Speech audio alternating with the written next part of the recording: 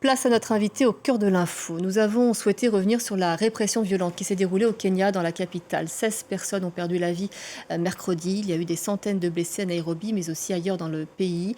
De quoi nous parlent ces violences alors que le Kenya est une société non armée? Que veut cette génération qui s'exprime dans les rues? Nous allons voir cela avec notre invité. Dominique Conan, bonsoir. Bonsoir. Vous êtes professeur de sciences politiques à l'Université Paris-Nanterre et l'auteur de Faire partie du club élite et pouvoir au Kenya. Oui, tout à fait. Merci d'être là. Est-ce que vous pourriez tout d'abord nous expliquer pourquoi le pays en est là encore un an après les violentes manifestations qu'il avait connues? Parce qu'en vérité, assez peu de choses ont changé. Même si le président William Ruto a retiré la loi qui était effectivement contentieuse et qui avait suscité il y a un an un ensemble de manifestations violentes, en vérité, les problèmes de fond demeurent les mêmes. On a une jeunesse qui représente à peu près 40% de la population, qui a entre 18 et 35 ans.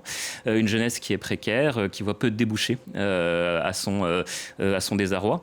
Et par ailleurs, une jeunesse qui subit également, lorsqu'elle proteste, des violences policières, avec une police qui est particulièrement brutale, qui a enlevé à la suite de ces manifestations plusieurs militants, notamment des gens qui ont protesté aussi en ligne par des blogs, par les réseaux sociaux, et qui ont fait l'objet d'une répression par la police qui a mené au décès d'un certain nombre de ces personnes-là.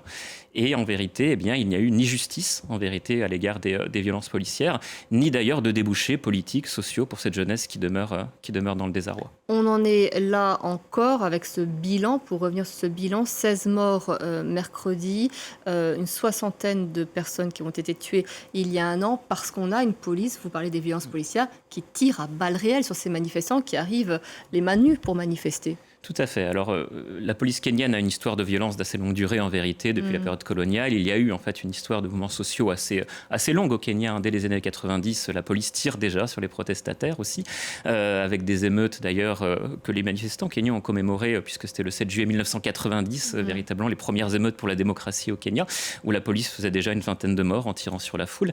Et donc, c'est une police, effectivement, qui, historiquement, est violente et qui a des méthodes de maintien de l'ordre qui passent, effectivement, par le tir à balles réelles. En plus, des canons à eau et des gaz lacrymogènes. Bon, et là, effectivement, cette violence, ce qui change, c'est qu'elle est très médiatisée. Bon. Les protestations dans la rue, en fait, elles font l'objet, effectivement, de vidéos, d'images qui circulent sur les réseaux sociaux. Et là, ce qu'on a, en fait, par exemple, c'est lors, d'une police qui a enlevé notamment un militant, Albert Ojiang, qui était un enseignant qui avait dénoncé le numéro 2 de la police pour sa corruption, Eliud Langat, qui a été enlevé dans sa ville natale de Homa Bay, transporté dans une cellule de prison à Nairobi et retrouvé mort quelques jours après. Et donc il y a eu en fait déjà un premier mouvement de manifestation au début du mois pour demander justice pour ce militant qui avait été abattu. Et lors de ces manifestations-là, on a vu la police prendre un marchand, un vendeur de masques dans les rues de Nairobi, qui s'appelait Boniface Kariuki, et tirer tout simplement à balles réelles, à bout portant sur cet homme. Et cette image, elle fait le tour des réseaux sociaux au Kenya et elle a là encore engrangé un nouveau cycle de manifestations contre les violences policières. Parlons-en de ces enlèvements, parce qu'effectivement, on parle là de méthodes autoritaires de la part des forces de l'ordre. C'est pas seulement tirer sur des manifestants, c'est aller chercher des gens chez eux, et donc c'est installer une culture de la peur dans le pays. Tout à fait. Et il y a une certaine autonomie policière à cet égard. C'est-à-dire qu'en vérité, ces enlèvements par la police de militants, ils ne sont pas nécessairement commandés par le politique. Là, c'était le numéro 2 de la police, véritablement, Eliud Langat, qui a été accusé d'avoir mis l'institution policière au service d'une mafia. Véritablement dont il serait le bénéficiaire. Alors le niveau de preuve finalement de ces pratiques-là est assez limité, mais en tout cas c'était dénoncé par des militants sur les réseaux sociaux. Il se trouve que Albert Ojiang en a fait les frais.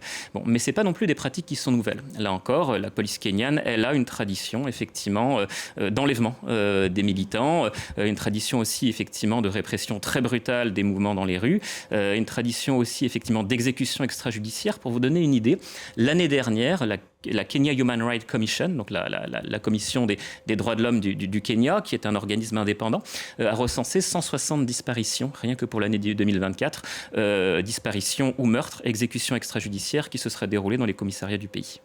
Vous parlez de l'autonomie des policiers par rapport à ces décisions d'enlèvement et de violence, mais il y a aussi une impulsion politique. Je vais citer cet exemple de l'actuel ministre des Services publics et ancien procureur général de la République, Justin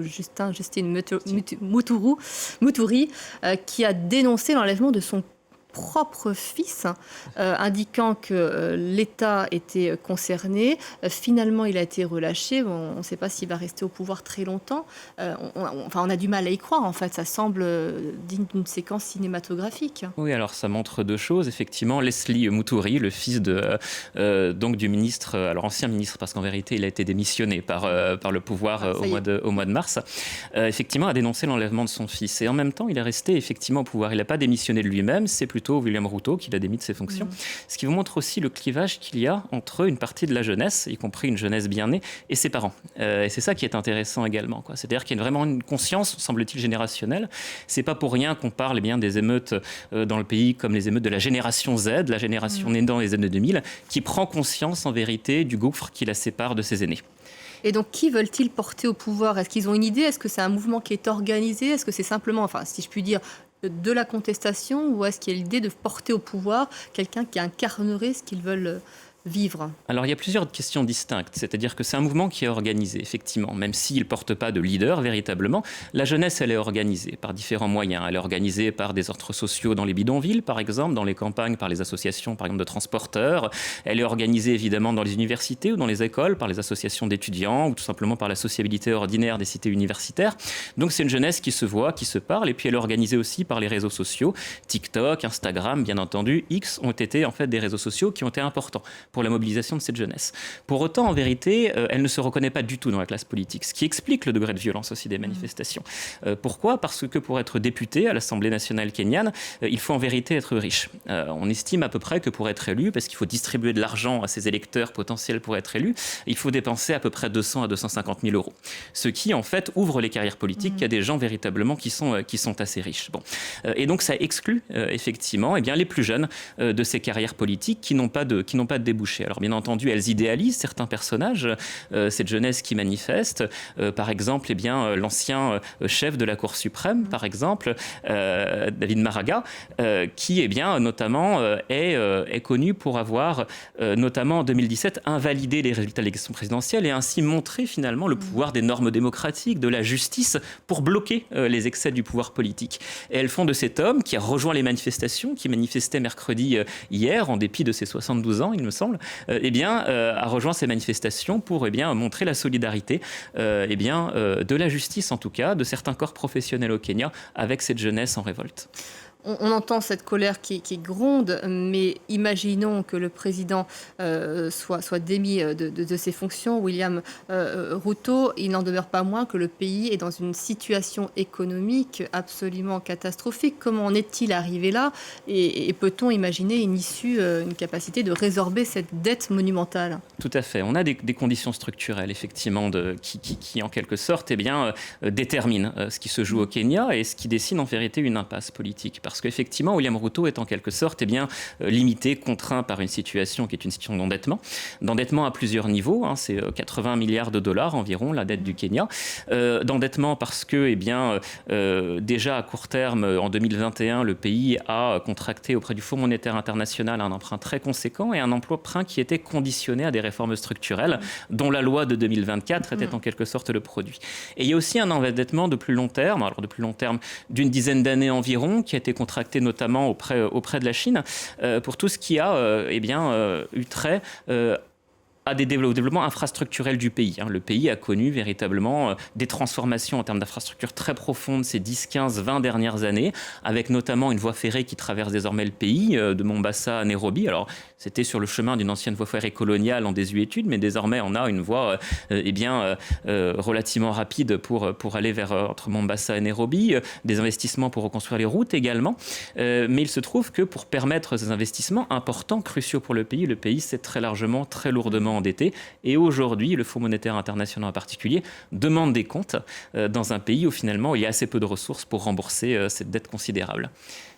Avec ces mobilisations, ces manifestations de mercredi, le gouvernement a immédiatement dénoncé du terrorisme déguisé en contestation. Je le disais en présentation tout à l'heure, il a annoncé avoir déjoué un coup d'État. Ce sont des formules qu'on a davantage l'habitude d'entendre au Venezuela ou plutôt en Amérique latine. Ça annonce une répression plus forte selon vous ?